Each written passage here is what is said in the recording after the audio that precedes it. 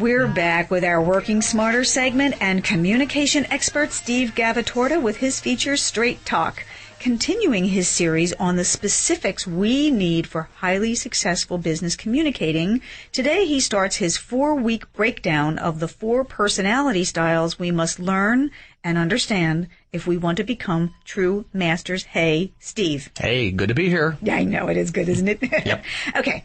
Is it fitting or what that we're starting with the dominant style? How, well, dominant is that? Sure, we're going to the top of the hierarchy here, right. So absolutely, we're starting with the dominant style. Okay, Yep. all right, let's be dominant. Okay, great.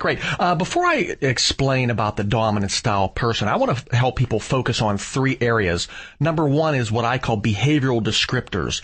These are words that would describe that respective style. So I will mention those words. Okay. And then next would be behavioral indicators, and there's 3 of those. Those 3 pieces are, is that style extroverted or introverted? Mm-hmm. Is that style people-oriented or task-oriented? Okay. And is that style direct or indirect? Okay. Then the last piece is how that style deals with change, risk-taking, and conflict. Very good, very good. All so important. And Absolutely.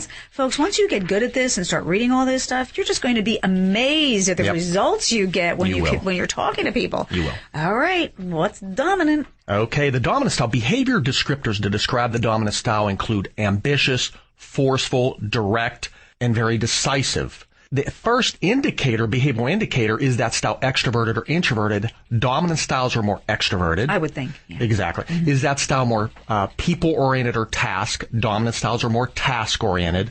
And then lastly, the dominant style is direct rather than indirect, which I'm supposing is no surprise. Right. None of this is. No. And going back to the indicators, that they're more task-oriented than people-oriented. So putting that into practice, for instance, you may not ask someone with a dominant style, if you're trying to influence them, you may not do it via how it would impact people. You would do it around how it would impact some task at hand. And if you do that, then now you've reached them. Now they're getting it. Yeah, fact-based pieces of information. That's where they'll make their decisions. Mm-hmm. And then lastly, how does the dominant style deal with change? They love and embrace change. They're great change agents and also great risk takers as well too. Mm-hmm. And then probably no surprises, their conflict response is to fight. Right. They will come back at you. So that's the real description of the dominant style. Would a dominant style person embrace change so much that they might go overboard? Yeah, that's one of the things. If someone's managing a dominant style, they may need to rein them in to some extent. Mm-hmm. Again, they love change, but you've got to watch them a little bit and, again, rein them in if they're going a little bit too far. Right, change, just to change. Exactly. I'm just going to be bored today, so I want to change. Okay. That's correct. Can you maybe give us one more example of how one might read this style? Maybe a concrete example of that. Sure. If you see someone being very direct, they're short with you, they want to get to the point, they're not BSing around, so to speak, you know you're pretty much heading towards a dominant style. You may see to some extent a little anger in them as well, too. So that's what I call high emotion, is potentially anger, short fuse. So that's another sign that you could be dealing with a dominant style. Okay. They don't have a lot of patience. That's correct. Yeah. That's spot on. That's correct. Okay. Very good. All right. So what's coming up next? Okay. Next, we're going to go into the influencing style, which is a little bit different than the dominant style, but just as important.